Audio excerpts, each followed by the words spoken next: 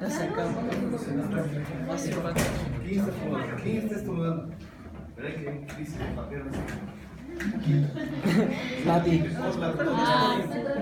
Por inflar Sí. Eso es. Hablando con yo, vos. Los que ya no se den chiquitos no hay problema, pero los que nunca les ha dado, eso está Yo jodido. le digo cómo. ¿A ti te dio, Jorge? No. Pensaba que era por inflar globos.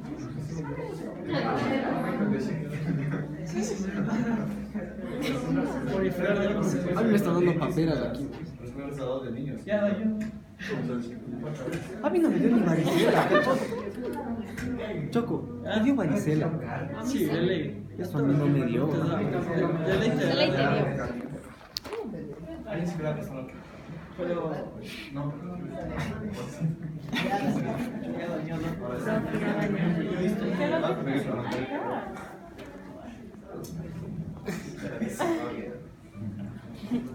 Eso, si saben cuál es la consecuencia de parotiditis en los parotiditis, en las paperas, en los varones.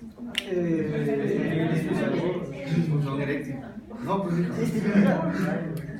da orquitis viral severa, ¿Qué es eso? puede provocar esterilidad. Uy, Dios. Ah, La Nati te dio. hay brotes. Por eso es que, verás que en los casos, ¿cómo se previene? Lavándose las manos y quien está con estornudo con gripe, porque a través de esto se transmite, debe estar con mascarilla.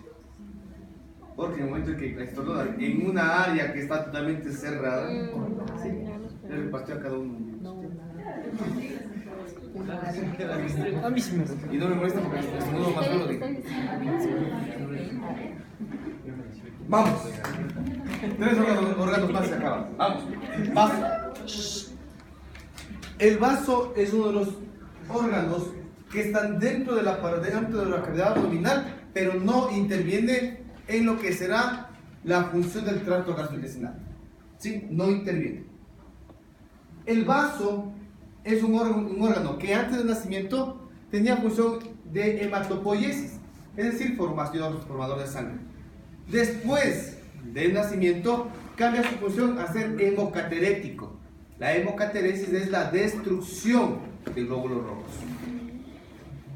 El vaso, ¿sí?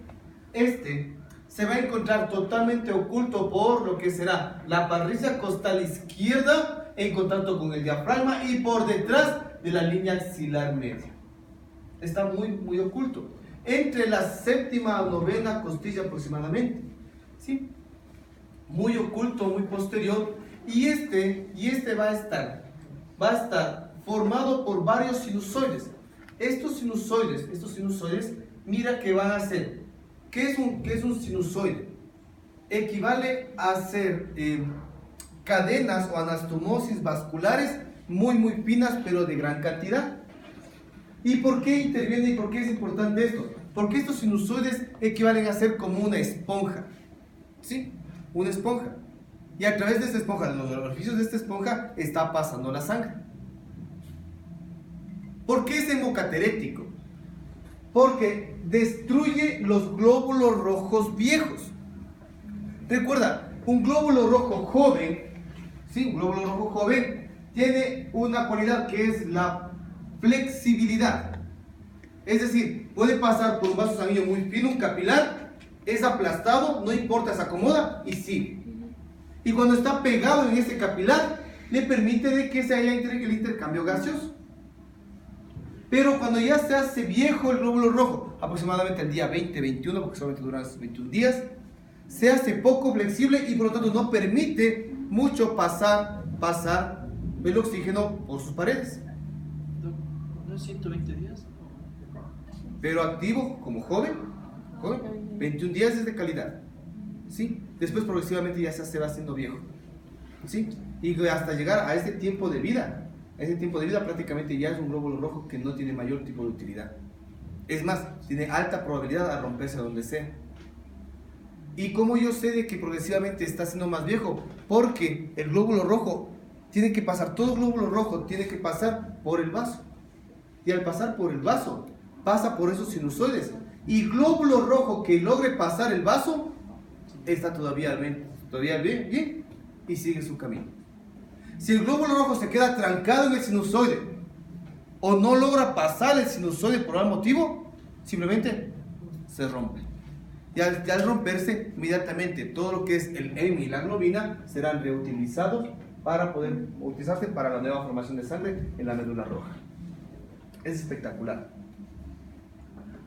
La segunda función va a ser de que recoge el exceso de plaquetas. Recuerda que las plaquetas no son células, son fragmentos celulares de los megacariocitos. Pero que estas plaquetas van a formar el coágulo estable. El coágulo estable, que ya será el coágulo de fibrina más plaquetas, y que este coágulo ya aguanta presiones incluso. ¿Sí? Va a formar la caracha. Otra función importante es que barre los autoanticuerpos o anticuerpos, gamma globulinas, que se encuentran en exceso en la sangre. Retira totalmente. ¿Sí? Entonces este vaso, por estos sinusoides, tiene esa función. Como es una esponja que está moldada por la cantidad de sangre, también por los órganos que están a su alrededor, coge diferente forma. Por delante del vaso se encuentra el estómago, por eso tendremos una cara gástrica. ¿Sí? Por abajo del vaso tendremos al colon, al ángulo esplénico del colon. ¿Sí? Cara esplénica. Y en la parte posterior tendremos la cara renal. ¿Sí? La cara del riñón izquierdo que le está aplastando. Eso le permite dar una cara gástrica, colónica, renal y una cara hacia afuera totalmente lisa, que será una cara diafragmática. ¿Sí? Pero esto es debido a que le comprimen varios órganos. El vaso es un órgano totalmente envuelto por peritoneo. Y al estar envuelto totalmente por peritoneo, le permite de que éste tenga un cierto mal llamado meso. ¿Sí? Un meso, y por lo tanto este meso le permite al vaso tener movilidad. Le permite tener una movilidad, y eso es totalmente perjudicial. Porque quiere decir de que este órgano sólido se puede mover en la cavidad abdominal y que es más susceptible a tener lesiones por accidentes de tránsito. ¿Sí? Lesiones, ¿por qué? Porque cuando una persona está a alta velocidad, nuestro cuerpo toma esa velocidad y también los órganos toman esa velocidad. Pero cuando frenamos de golpe, nuestro cuerpo se para, pero tenemos todas las protecciones para el cuerpo, para el cuello, pero los órganos se siguen moviendo y se pegan contra la pared, sea en la parte posterior o la parte anterior. El vaso, por lo tanto, se encuentra muy pegado a lo que será el estómago y estará unido a través de ligamentos. ¿Qué ligamento será este? ¿Se va entre el estómago y el vaso? Esplénico. Y de ahí, ¿te acuerdas? Se hacía cápsula esplénica y de ahí saltaba hacia el diafragma. Ligamento gastroprénico, esplenofrénico. ¿Sí? Y ese ligamento esplenofrénico es el que le mantiene fijo hacia la parte superior. Sí, pero no total porque tiene meso. El ángulo esplénico. El vaso tendrá, por lo tanto, entre la cara gástrica y la cara renal, tendrá una parte sobresalida que será el hilio esplénico. En el hilio esplénico está entrando arterias, saliendo las venas esplénicas y entrando los nervios. Y el vaso se le puede considerar a un ganglio linfático gigante. ¿Sí? Se le considera un ganglio linfático gigante. La irrigación del vaso es a través de la arteria esplénica, rama del tronco celíaco, ¿te acuerdas? Hablamos de estómago. Y esta se va a dividir de 3 a 5 ramas. Es interesante que cada arteria esplénica, cada ramita, cada de esas 3 a 5 ramas de la esplénica, tienen exclusividad de porción de vaso. Si hay exclusividad, quiere decir que esta ramita que sube irriga exclusivamente la parte superior y nada más, quiere decir que se están formando segmentos esplénicos. Habrán de 3 a 5 segmentos esplénicos. tendremos la vena esplénica, que obviamente de 2 a 3 venas esplénicas salen del ilio y estas se van a nutrir de ramas, los vasos cortos de la vena gastromental izquierda, y de ahí vena esplénica, vena mesentérica inferior, vena esplénica, más la mesentérica superior, vena porta. El vaso no es posible palparlo. No es posible palparlo. Así, cuando tú practiques en lo que es la parte clínica, así levantes la pared torácica izquierda y profundices con la expiración la mano, por más que profundices, no vas a poder tocar el vaso. Si se logra palpar el vaso, así sea un poquito, eso es patológico. Eso es una esplenomegalia. ¿Sí? Eso es una esplenomegalia. No se puede o no se debe palpar el vaso. No se puede. Eso ya es patológico. La esplenomegalia puede ser bastante severa. Muy severa. ¿Sí? Mira cuán gigante es este vaso. ¿Sí? Cuando hay un vaso extremadamente grande, se potencializan todas sus funciones. Es decir, antes, en su tamaño normal, destruía glóbulos rojos viejos. Ahora, al ser gigante una esplenomegalia, también destruirá glóbulos rojos normales, jóvenes. ¿Cuál va a ser la consecuencia en el paciente? Anemia severa. ¿Sí? 1. Antes barría las plaquetas que estaban en exceso. Ahora barrerá todas las plaquetas. Al haber baja cantidad de plaquetas, ¿cuál que va a tener ese pobre paciente? No va a acumular. Más que eso, sangrados, desde espontáneos hasta con mucha facilidad. Es decir, fragilidad capilar. Con un pinche golpecito se hacen unos hematomas gigantes. ¿Sí? Porque está quitando las plaquetas de toda su circulación. Anticuerpos no nos interesa mucho. Hay que sacarle este vaso. ¿Qué enfermedad? Una enfermedad propiamente del vaso no la hay. El vaso solamente chupa las consecuencias. ¿De qué enfermedades? De enfermedades generalmente autoinmunes. Por ejemplo, tenemos la púrpura trombocitopénica idiopática, también llamada la PTI, ¿sí? Que es una enfermedad autoinmune que provoca gran cantidad de autoanticuerpos, y el vaso, como quiere sacar esos anticuerpos, simplemente comienza a crecer. Y al crecer, lastimosamente le provoca a ese paciente anemia y fragilidad capilar. Hay que sacarle el vaso. Pero el vaso, como ganglio linfático gigante, tiene también función inmunológica. ¿Uno puede vivir sin vaso? Sí, definitivamente sí. Pero lo que también se sabe es que cuando quitamos el vaso, quedamos con la predisposición a tener infecciones por bacterias encapsuladas. ¿Cuáles son las bacterias encapsuladas que nos pueden matar por ausencia de vaso? Claramente es el neumococo y el meningococo. ¿Sí? Por lo tanto, en los pacientes que se les va a programar sacar el vaso, se les pone vacuna contra el meningococo, contra el neumococo, se espera 3 semanas y de ahí sí le sacamos el vaso. Y el paciente vive totalmente normal. El vaso normalito, totalmente normal, sí, también tiene una función muy interesante que tal vez no la hayamos considerado.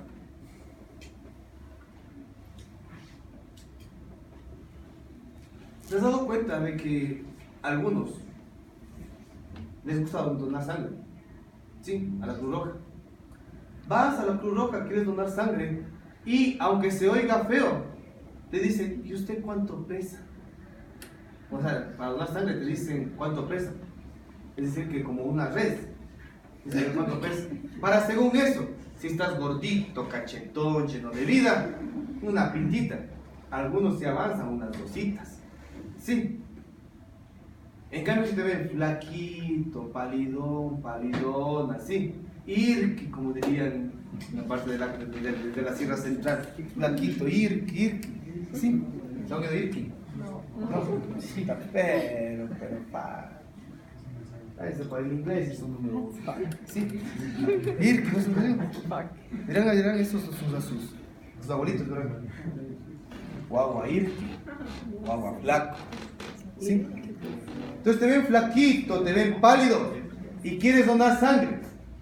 Sí, Paquito. Que venga así, te dicen, ve dejando más. Es más, váyanse llevando unos dositos. Ahora sí ya va loco. Creo que le está faltando. Sí, ¿qué sabrá? Cuando tú donas sangre, ¿cuánta sangre te quitan por cada pinta que donas?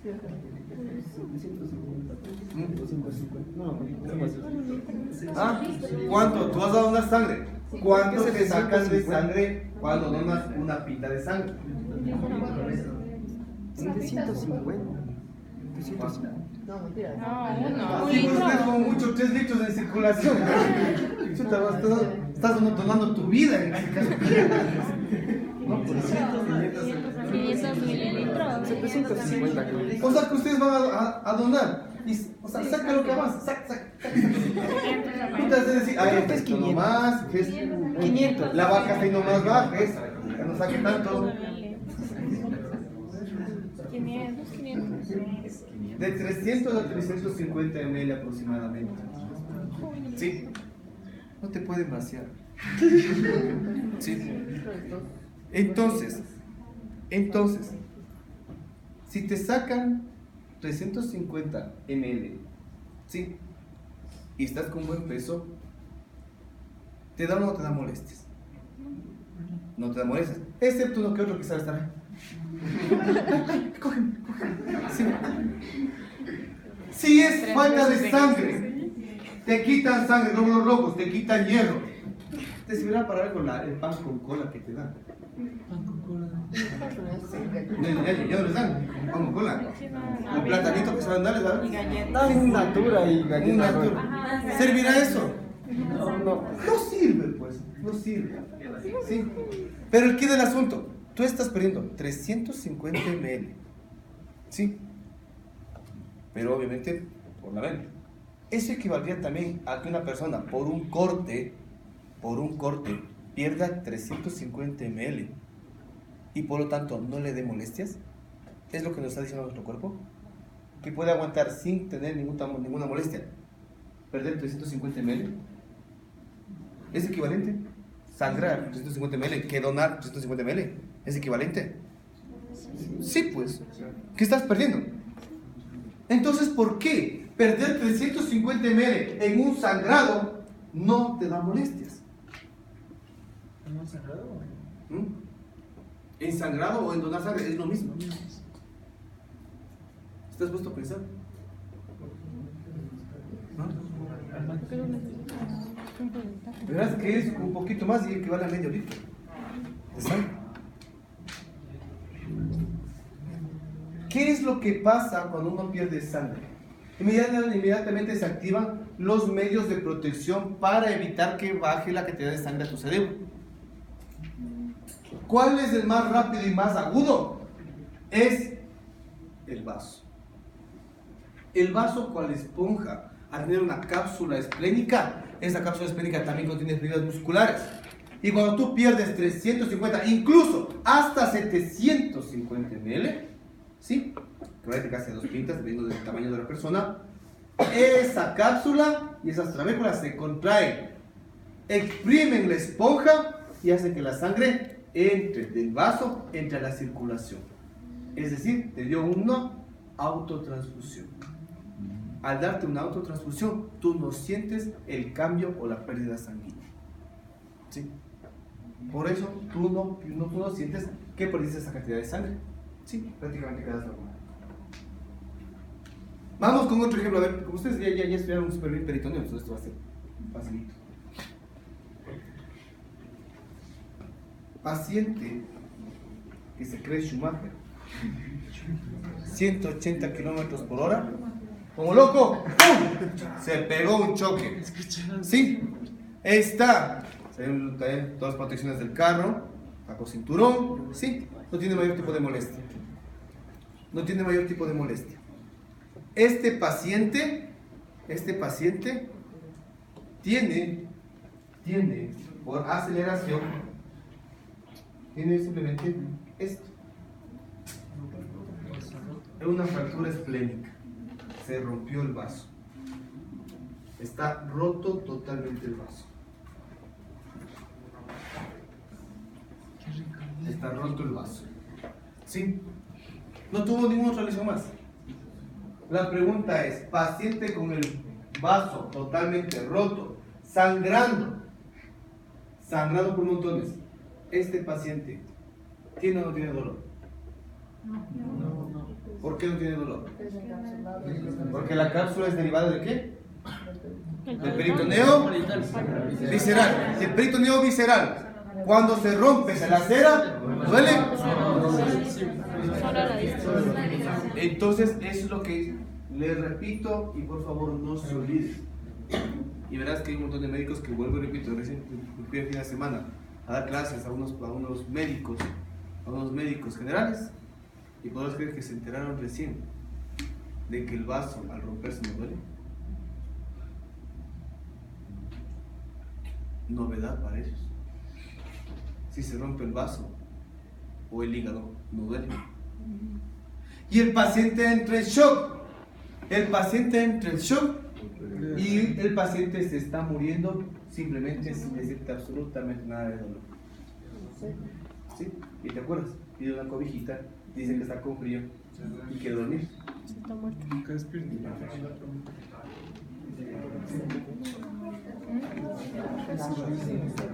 Listo. Preguntas del vaso.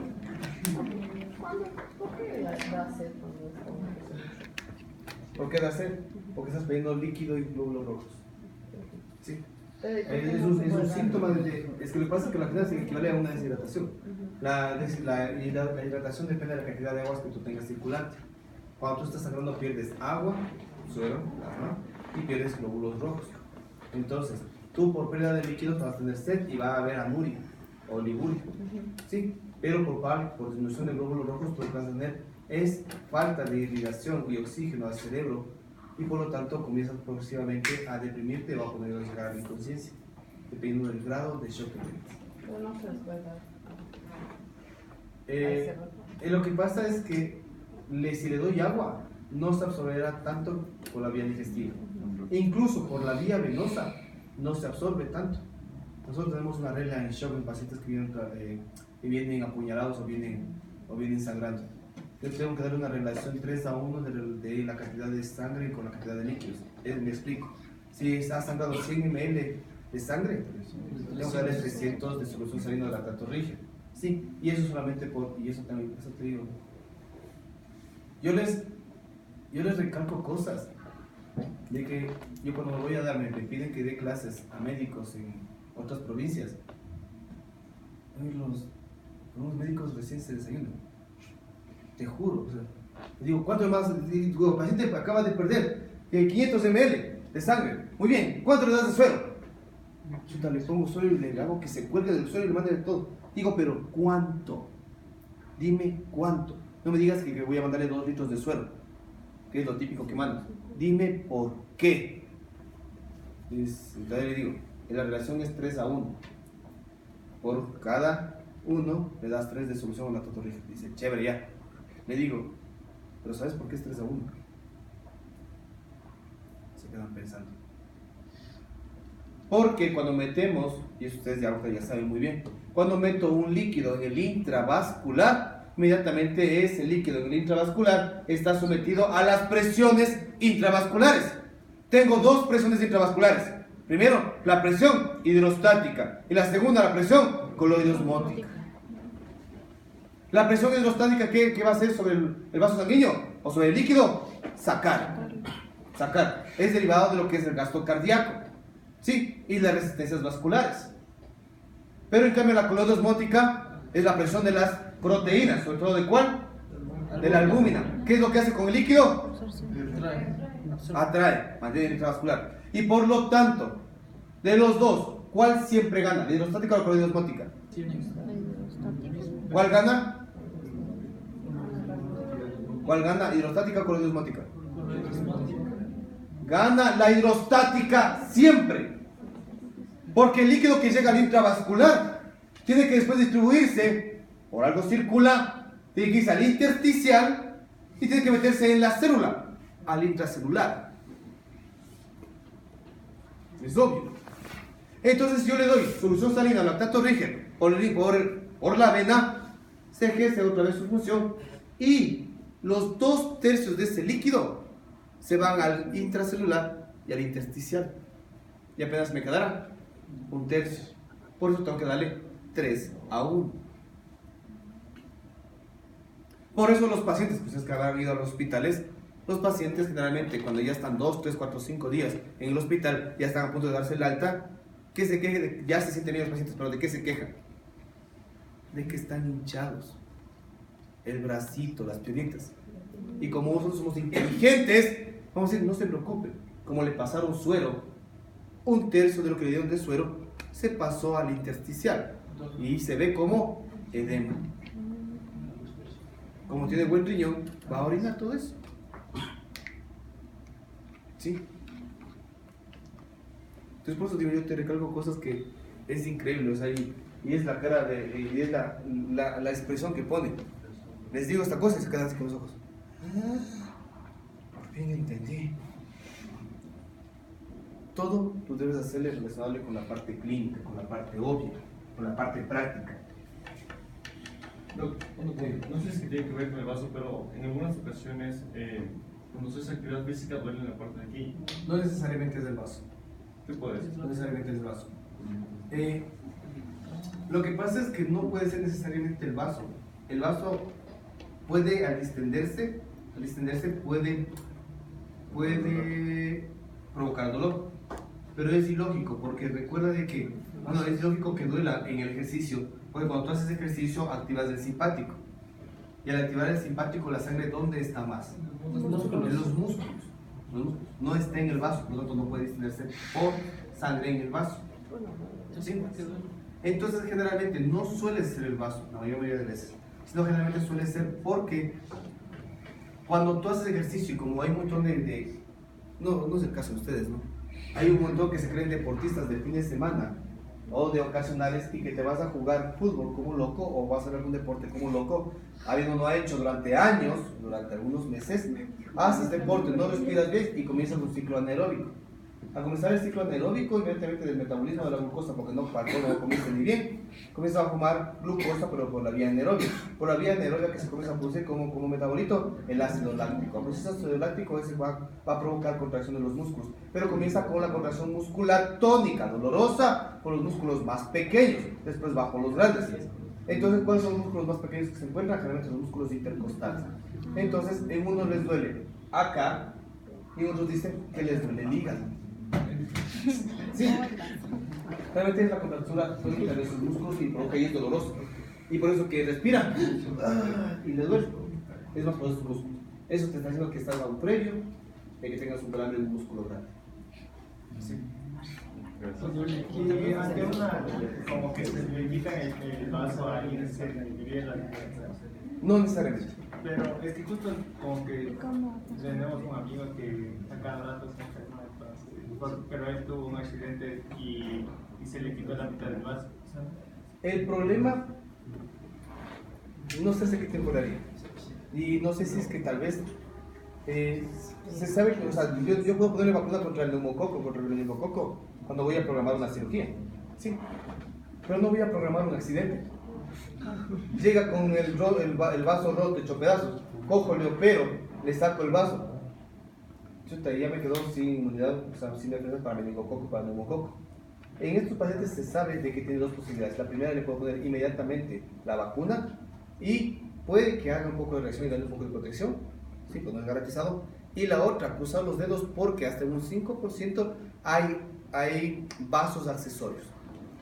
Los vasos accesorios que se encuentran generalmente en el cuerpo del páncreas, en el mesenterio y en el hilo esplénico, esos si están presentes y no se rompieron, esos se hipertrofian y se hacen grandotes y reemplazan totalmente el vaso, por lo tanto quedan con inmunidad normal.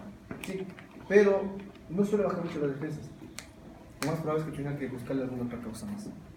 Creo que los vasos accesorios cumplirían la misma función de, por ejemplo, eliminar los glóbulos rojos viejos. Igualito. Sí, pero si vamos por eso, ¿qué tal si te digo de que llega un paciente, le acabo de hacer a un joven una esplenectomía? Hoy tenía anemia, tenía plaquetopenia, tiene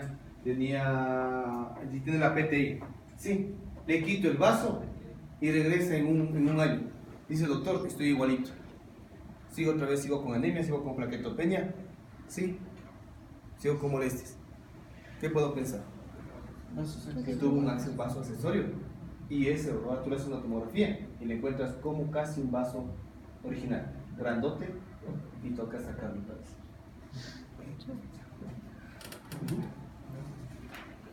El páncreas. Páncreas. ¿Qué hará que es el páncreas? El páncreas es un órgano doble, tanto endocrino como exócrino. Una glándula endocrina, cuando ahí hablamos de lo que son los islotes de Langerhans, tenemos ahí todo lo que será la producción de ¿qué? Insulina. Y la parte exócrina a través de su conducto pancreático principal, que va a producir líquido pancreático, ¿sí? Para la digestión, ¿sí? En lo que equivale a la parte endocrina, la insulina, puedo también puse glucagón, ¿sí? Entonces, la insulina, ¿qué función tiene sobre las células? ¿Cuál es la función de la insulina sobre las células? La concentración de glucosa. ¿Qué es lo que hace la insulina sobre la glucosa? Todavía no.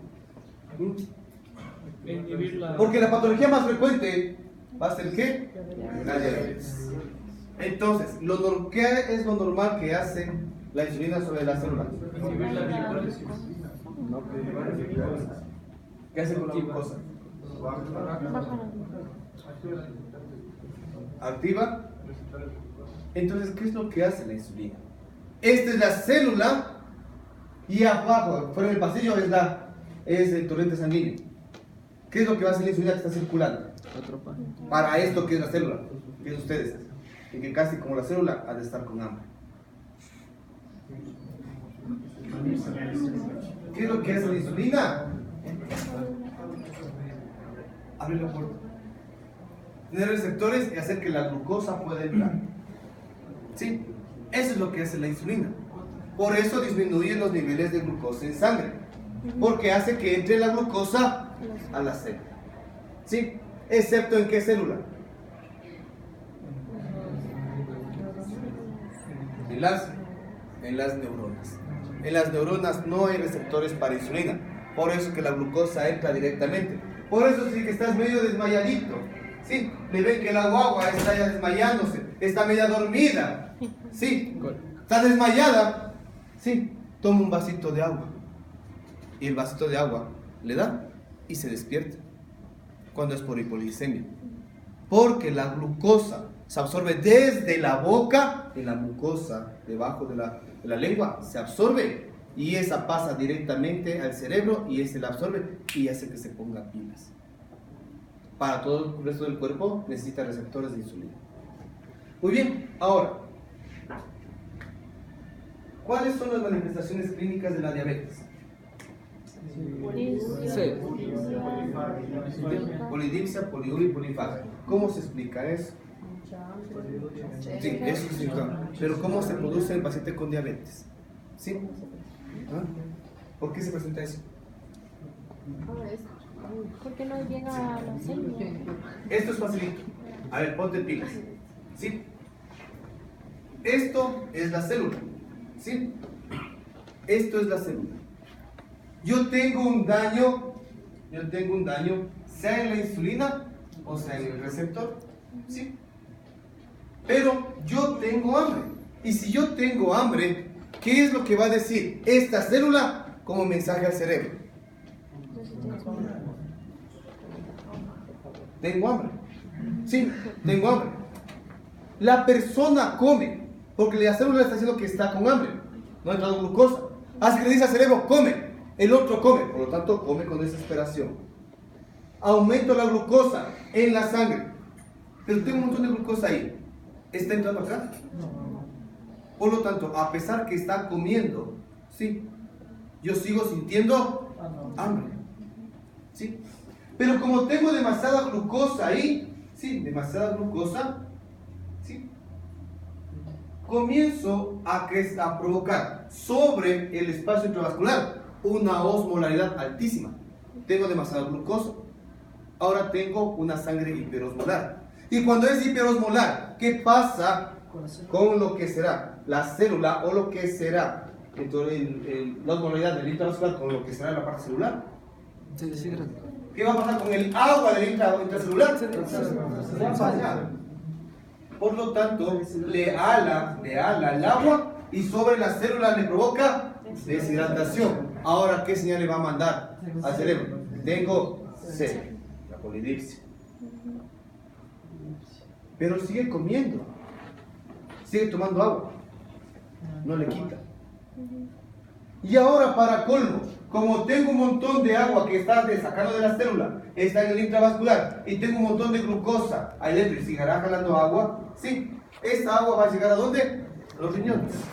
Y como tiene más agua para filtrar, va a producir más orina. Eso es poliuria. Polidipsia, polifagia, poliuria. Esta será la triada típica del paciente con diabetes de insulina. Pero eso es para los insulinodependientes. Ahora no hay, esa no es la mínima que hay. Ahora, ¿qué tipo de diabetes hay? Uno y dos. La diabetes tipo 2, porque la tipo 1 es la insulinodependiente.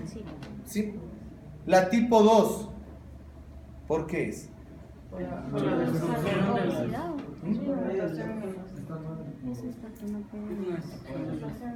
Los receptores.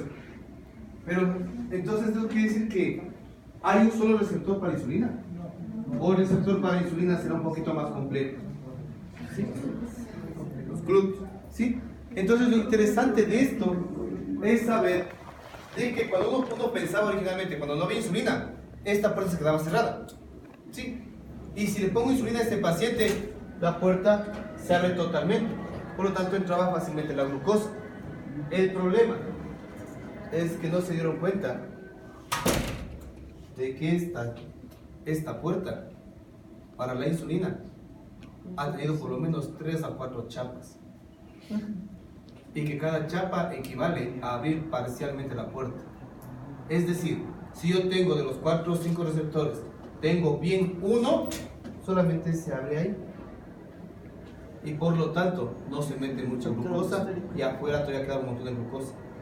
Si no, si abro un poquito más, igualmente. Y progresivamente. ¿Qué quiere decir eso? De que se dañan estos receptores o se daña la insulina secretada. ¿Sí? ¿Cuál es el principal causante de que se dañe estos receptores? Es la obesidad. La obesidad. El sobrepeso en algunos, porque algunos son diabéticos con sobrepeso, y en otros la obesidad. Según la cantidad de aumento de peso en obesidad, hay probabilidad de que tenga resistencia a la insulina y por lo tanto esa puerta no se abra bien y necesite de insulina y medicamentos adicionales. Esto es tan complejo que incluso hay pacientes diabéticos flacos. Diabéticos que no tienen ni sobrepeso ni obesidad. Y esos son bastante difíciles de controlar, porque tienen dañados los receptores directamente. No te estarás engordando. Verás, ahorita la epidemia es la obesidad. Epidemia en niños. Niño gordo, adulto gordo. Adulto gordo, adulto con diabetes, con hipertensión, síndrome metabólico. No te estarás engordando, muchos. En la parte exócrina, cuando hablamos de exócrino hablamos de que debe tener un conducto de excreción, de salida. El conducto pancreático principal va a producir simógenos, enzimas que van a degradar, sobre todo proteínas e hidratos de carbono. Pero esto es tan inteligente este páncreas que cuando produce ese líquido, lo produce justo cuando hayamos comido comida con bastante contenido proteico o de hidrato de carbono. Sí, hace selectivo esto. Los simógenos, las enzimas del páncreas, son simógenos inactivos que se activan en la luz del duodeno. El páncreas va a estar rodeado, bueno, en relación con varias estructuras. Podemos diferenciar en el páncreas la cabeza, cuello, cuerpo y cola. La cabeza del páncreas es la que está en íntima relación con el marco duodenal. ¿Sí? Tendremos el cuello del páncreas, la parte más estrecha. Como la definimos, será presionada por los vasos mesentéricos. Mira que aquí están los vasos mesentéricos, ¿te acuerdas? Que en relación a la tercera porción del duodeno. Pero también le comprimen al páncreas y le hacen más estrecho. ¿Sí? Es decir, que se encuentra entre el borde externo de la vena mesentérica superior con el borde izquierdo de la arteria mesentérica superior y le está aplastando. Pilas. De la cabeza del páncreas va a haber una prolongación del tejido pancreático que se mete debajo de las arterias mesentéricas.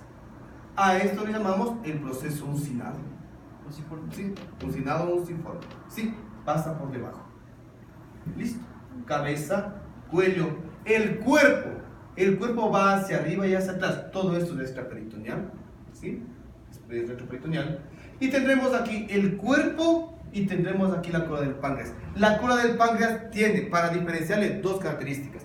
La principal, la primera, va a ser de que está pegada al hilo esplénico. Una. Y dos, es que la cola del páncreas es la única porción del páncreas que tiene movilidad, que tiene meso. ¿Cómo tiene meso? ¿Cómo tiene movilidad? Porque la cola del páncreas se encuentra metida dentro de los haces del ligamento espleno-renal. Oirás, dentro del ligamento espleno-renal se encuentra la cola del páncreas y eso le permite que tenga movilidad. Mira, aquí está el proceso unciforme uncinado y que se encontraba justo por debajo de estas arterias mesentéricas. Es extraperitoneal, justo está por detrás de la bolsa aumental. El páncreas en su parte exócrina, podemos ver que el conducto pancreático principal comienza desde la parte más distal y progresivamente se sigue nutriendo de conductilios y su lumen va aumentando en su tamaño. Aumente su tamaño en su lumen y de ahí llega a la cabeza del páncreas y aquí puede normalmente unirse al conducto biliar. Verás, dentro de la cabeza del páncreas, el conducto pancreático principal se une al conducto biliar. Es decir, que el conducto biliar le perfora a la cabeza del páncreas. Se unen los dos y forman la ampolla hepatopancreática. La ampolla hepatopancreática, ¿sí? Esta va a contener los dos tipos de líquido y desembocan en la papila duodenal. ¿Sí? Recuerda que puede haber un conducto pancreático accesorio. El conducto pancreático accesorio puede drenar exclusivamente la cabeza del páncreas y este drena 1 centímetro más arriba formando la papila duodenal menor. Pero puede haber una variante. Mira, conducto pancreático principal. Tenemos aquí el conducto pancreático principal que sigue y ahí que se une con el conducto biliar, ampolla hepatopancreática. Y mira, aquí tenemos una bifurcación. Sí, es un conducto pancreático accesorio, pero bifurcado. Cuando pasa esto y está bifurcado, no se entiende muy bien por qué, pero el conducto pancreático que es superior, el accesorio, tiene un calibre mucho más grande que el normal. Y este provoca de que por aquí salga la mayor cantidad de líquido pancreático hacia la papila duodenal menor, donde está presente. La irrigación del páncreas. El páncreas irriga a través de las arterias pancreatoduodenales. Eso ya vimos. Pero solamente irriga la cabeza del páncreas. Pancreatoduodenal superior e inferior. Rama de la gastroduodenal, rama de la mesentérica. Irriga la cabeza del páncreas. Porque para el cuerpo, para el cuello, cuerpo y cola, ahí tenemos la arteria esplénica. La arteria esplénica da ramas pancreáticas. Las venas, venas pancreatoduodenales. Todas las venas pancreatoduodenales, tanto superior como inferior, van hacia la vena mesentérica superior. Otra vez, toda la sangre recogida por la vena esplénica. ¿Sí?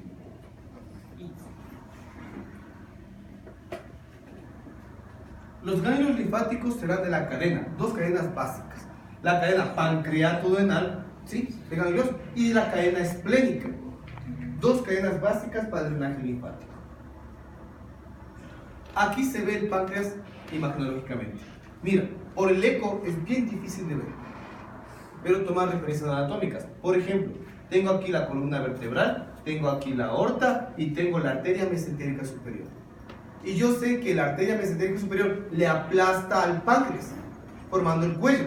Entonces lo que estará por encima, esto será cuello del páncreas. Lo que esté hacia la derecha, la cabeza del páncreas. Y lo que esté hacia la izquierda será el cuerpo del páncreas. No se lo logra ver tan claramente. Recuerda registrar el kit de clase antes de salir del aula.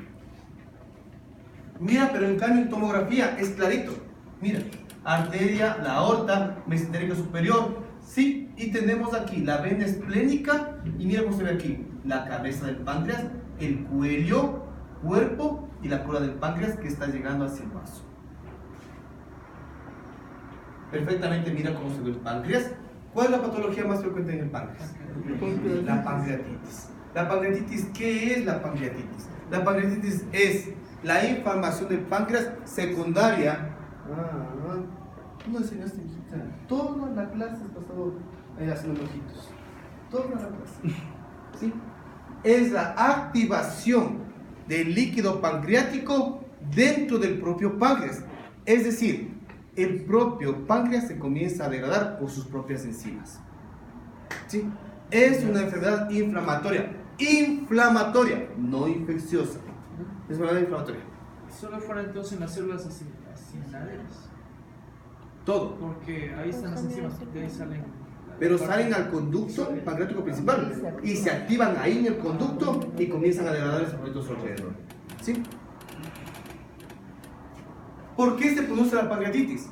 Se produce, hay muchas hipótesis, y dentro de las hipótesis hay de que hay cálculos que bajan por la vía biliar, le tapan y la bilis se mete en el páncreas y le provoca activación de sus propias enzimas pancreáticas. Esa es una hipótesis. Hay otras, como el caso del alcohol, que el metanol, sí, el etanol provoca activación de las enzimas pancreáticas dentro del propio páncreas. Esto es una pancreatitis. Mira cómo está hemorrágico la cabeza y cómo está agrandado. ¿Cómo se ve en tomografía? Mira. ¿Sí viste que se veía bonito el páncreas como una lengüita? Ahora mira cómo está grandote, agrandado. Los tumores de páncreas. El tumor del cuerpo y cola del páncreas es prácticamente asintomático, porque es extraperitoneal y no provoca molestias. En cambio, el cáncer de cabeza de páncreas, crece y cuando ya da síntomas es cuando ha comprimido el conducto biliar. Y como comprime el conducto biliar, se regresa la bilis hacia el hígado y provoca que la bilis vaya a la sangre, provocando ictericia. ¿Sí? Pero es una ictericia indolora. El paciente se queja de que está amarillo, pero dice: doctor, no me duele nada. Por cierto, he bajado de peso. Cuando eso ya pasa, prácticamente el paciente está a 5 a 6 meses de fallecer. Es muy difícil tratar, muy difícil diagnosticar tempranamente el cáncer de cabeza de páncreas, porque se sabe que con 1 centímetro, con menos de 1 centímetro, 1 centímetro, hasta 1 centímetro es operable, con opción curativa. Con más de 1 centímetro, ya no hay opción prácticamente terapéutica. Si lo operas, prácticamente no va a dar mayor resultado. Igual va a fallecer. Cuando el paciente con cáncer de cabeza de páncreas ya da ictericia por obstrucción, este paciente dice que ya está en sus fases terminales. Esto está matando a tanta gente que así tenga millones de dólares, nadie te salva de un cáncer de cabeza de páncreas, nadie te puede operar o dar un tratamiento adecuado. Ni la quimio ni la radio pegan al cáncer de cabeza de páncreas. Si tú te puedes meter, como te guste, en Google meterte, busca cáncer de páncreas y famosos y vas a ver un montón de gente famosa que ha fallecido y por más dinero que tenga, no tienen resultados. esto es una metástasis de cáncer de páncreas. Es decir, el líquido pancreático amarillito, ¿sí? Llegó por la vía porta, por la vía de la vena porta, llegó y se metió en todo el parénquima hepático. Obviamente es una nefropsia, y aquí se está demostrando cómo infiltra el hígado el cáncer de páncreas. ¿Sí? Es muy metastásico y prácticamente es incurable. Si alguien lograra diagnosticar tempranamente el cáncer de páncreas, tempranamente para poder operarlo, por lo menos sería candidato para tener un premio Nobel. Mata por montones. El diagnóstico ya equivale a muerte. Listo, acabamos páncreas.